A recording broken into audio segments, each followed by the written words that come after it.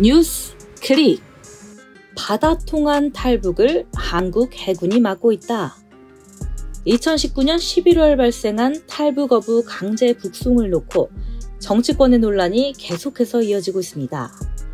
이와 관련해서 일본의 JB프레스가 최근 흥미있는 기사를 실었습니다. 기사의 제목은 문재인 정권의 거짓말로 드러난 탈북 어부 강제 송환 사건에 풀리지 않는 의문, 바다를 통한 탈북 사례가 거의 없는 이유는 무엇 때문인가입니다. 기사의 내용을 소개해 보도록 하겠습니다. 한국에서 2019년 11월 발생한 탈북 어부 강제 북송 사건의 진실이 밝혀지려 하고 있다. 16명을 살해한 것으로 알려진 북한 어부 2명이 어선으로 탈북했지만 문재인 정권이 이들을 흉악범이라며 강제 북송한 사건이다. 윤석열 정권은 이들 탈북 어부들이 판문점에서 북한에 인도되는 영상을 공개했다. 이에 따라 문재인 정권이 이들을 강제로 북송했다는 비판의 목소리가 높아지고 있다. 한국전쟁이 휴전한 1953년 7월 27일 이후 북한을 탈출해 한국으로 망명한 북한 주민은 2022년 현재 3만 5천여 명에 이른다. 이들 대부분은 1990년대 이후 탈북했다. 1990년대는 북한이 국제적으로 고립되고 대홍수 등 재해까지 발생해 수많은 아사자가 발생하기 시작한 때다. 북한 주민의 탈북이 본격화되면서 매년 평균 수십 명에서 수백 명 정도가 남한으로 망명했다. 2001년을 기점으로 남한으로 망명하는 북한 주민이 1000명이 넘는 폭발적인 증가세를 보였다. 2001년 1043명을 시작으로 2019년 1047명에 이르기까지 19년간 총 32,425명의 북한 주민이 남한으로 망명했다. 하지만 최근에는 코로나19로 인한 국경 봉쇄 여파로 탈북이 매우 어려워졌다. 2020년 229명, 2021년 63명으로 급감했다. 2022년은 7월 현재 11명에 불과하다. 지금까지 귀순한 북한 주민 3만 5천여 명은 어떤 방식으로 남한에 도착했을까? 중국 동남아 등지의 북한 식당에서 근무하다 망명하거나 북한 외교관이나 유학생 신분으로 해외 체류 중 망명하는 경우는 극소수에 불과하다. 휴전선을 뚫고 망명하는 경우도 극소수다. 대부분은 제3국을 경유한다. 그 중에서도 북한, 중국, 라오스나 미얀마, 태국, 한국으로 이어지는 코스가 대표적이다. 몽골이나 베트남, 캄보디아를 경유하는 경우도 있다. 북한 압록강이나 두만강을 건너면 탈북자는 불법 체류자가 된다. 불법 체류자로 중국 대륙을 통과해 라오스, 미얀마, 베트남 등 제3국으로 미입국하기는 쉽지 않다. 라오스에서는 험준한 산악지대를 걸어서 통과해야 다음 목적지인 태국으로 미입국을 할 수 있다. 태국에는 UN 국제난민수용소가 있다. 태국에 도착한 탈북자는 일부러 태국 경찰에 붙잡힌다. 탈북자들은 태국 감옥에 잠시 들렀다가 난민수용소로 보내진다.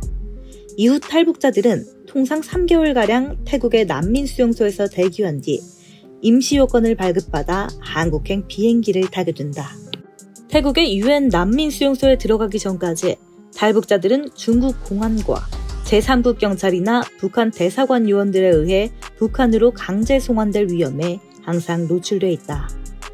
제3국을 통한 귀수는 이처럼 목숨을 건 험난한 여정을 거쳐야 하기 때문에 북한 주민들은 탈북과 망명을 전문적으로 돕는 브로커의 도움을 받을 수밖에 없다. 2000년대 초 브로커에게 지불하는 탈북 비용은 탈북자 1인당 수 100만 원 수준이었다. 하지만 이후 북한 정권이 탈북을 단속하기 시작하면서 수천만 원까지 올랐다. 지금은 국경 봉쇄 여파로 1인당 1억 원까지 탈북 비용이 급등해 탈북이 거의 불가능해졌다. 브로커에게 사기를 당해 돈만 날리고 중국에서 불법 체류자 신분으로 숨어 사는 탈북자들도 10만여 명에 이르는 것으로 추정된다. 여기서 한 가지 의문점이 있다. 왜 탈북을 시도하는 북한 주민들은 하나같이 이렇게 험하고 비용도 많이 드는 제3국 루트에 의존하고 있을까 하는 것이다. 남북은 육지에서는 휴전선을 중심으로 대치하고 있다. 그리고 동해와 서해에서는 넓은 해역에 접해 있다. 이러한 지리적 여건을 고려할 때 북한 주민의 망명 방법은 제3국 경위를 포함해 크게 3가지 방법이 있을 수 있다. 첫째, 제3국을 통한 망명. 둘째, 휴전선을 통한 망명. 셋째, 바다를 통한 망명이다. 강제 북송 위험을 안고 장기간 수만 킬로미터에 이르는 고난의 여정을 겪어야 하는 첫 번째 방법에 비해 두 번째 방법은 간단한 경로로 북한을 출발해 빠르면 몇 시간 안에 한국에 도착할 수 있는 장점이 있다. 다만 휴전선을 통한 귀순은 북한 주민에게는 현실성이 없는 방법에 해당한다. 휴전선 부근에 접근하는 것 자체도 어렵지만 설령 접근한다고 해도 북한군의 감시와 철조망 지뢰 등 물리적 장벽을 돌파하기는 사실상 불가능에 가깝기 때문이다. 그렇다면 망명을 원하는 북한 주민의 입장에서 최선의 방법은 바다를 통한 망명이 될 수밖에 없다. 바다에는 철조망과 지뢰 등 물리적 장벽이 없다. 또 북한 경비정이 순찰하고 있다고 해도 넓은 바다를 모두 커버하는 것은 불가능하다. 더구나 연료 등 보급품 부족에 시달리는 북한 해군의 열악한 환경을 감안하면 더욱 그렇다. 북한 주민이 안개 낀 심야에 북한 황해도 해안에서 배로 출발하면 2시간 만에 남한에 도착한다. 북한 해안에서 몇 시간 동안 헤엄쳐 남한 해안에 도착한 귀순자 사례도 있다. 이처럼 바다를 이용하면 북한 당국의 감시를 쉽게 피할 수 있어 매우 짧은 시간에 귀순할 수 있다. 이런 점을 감안하면 3만 5천여 명의 망명자 중 상당수는 바다를 통해 한국에 도착해야 할 것이다.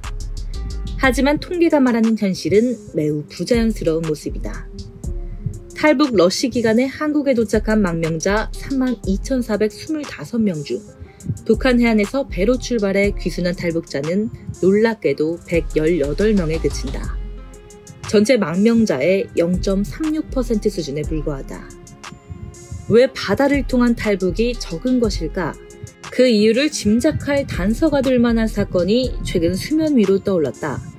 그것이 이번 탈북어부 강제 송환 사건이다. 윤석열 정부 통일부는 귀순을 위해 2019년 11월 2일 일본에서 배를 타고 남하하다 우리 해군에 납포됐고 5일 뒤에는 휴전선 판문점을 통해 강제 송환된 북한 주민 2명의 모습이 담긴 사진 10장과 동영상을 최근 공개했다. 포승에 묶인 모습과 판문점을 향해 끌려가는 모습 등의 사진이었지만 특히 판문점 군사분계선에서 북송을 거부하며 몸부림치는 북한 주민의 모습은 국내외에 파문을 일으켰다. UN 인권위와 국제 앰네스티, 미국 하원 인권위도 충격과 함께 경악을 느꼈다. 그리고 진실규명을 위한 철저한 조사가 필요하다는 입장을 보였다. 당시 북한 주민 2명은 조사 과정에서 귀순 의향서까지 작성했다. 한국 해군에 연행되는 순간에도 귀순 의사를 명확히 표현한 사실이 최근에서야 드러났다. 당시 문재인 정권은 16명을 죽인 강력범으로 자진해서 돌아가길 바랬다고 해명했다. 하지만 의문점은 많다. 우선 북한 주민 2명은 16명을 죽인 흉악범이라는 정보가 어디서 나왔을까? 10중 8구 해당 정보의 최초 발신지는 북측일 가능성이 높다. 한마디로 북한 정권에서 문재인 정권, 한국 해군 순으로 전달됐을 가능성이 있는 것이다.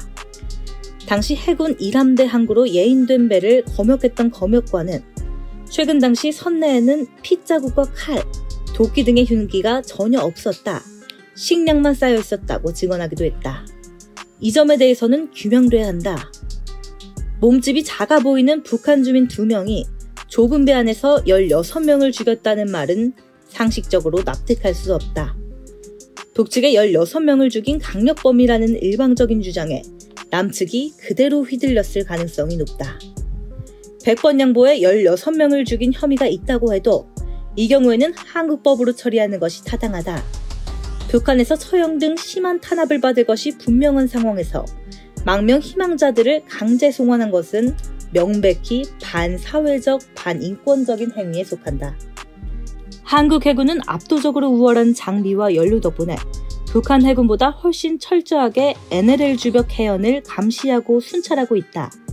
따라서 배를 이용해 남한으로 망명하기 위해 남하하는 북한 주민들은 북한 해군은 쉽게 피하더라도 한국 해군의 감시와 순찰을 피하기는 매우 어렵다. 그렇다면 바다를 통한 북한 주민의 귀순은 대부분 최전방 접점에 존재하는 한국 해군의 군함에 의해 이루어질 것이다. 하지만 바다를 통한 망명 관련 팩트는 상당히 비정상적인 모습을 보여준다.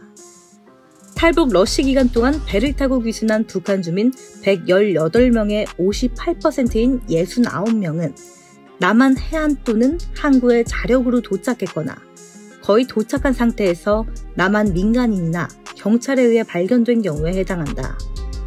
2014년 목선을 타고 백령도 해안에 도착한 북한 주민 1명이 걸어서 한국군 초소까지 찾아가 귀순 의사를 밝힌 것은 대표적이다. 나머지 42%인 49명은 바다를 순찰 중이던 해경 순시선의 구조를 통한 귀순이었다. 2002년 8월 19일 북한 신의주항을 출발한 북한 주민 21명이 인천 덕적도 인근까지 접근했다가 해경에 의해 구조된 것은 대표적인 사례다.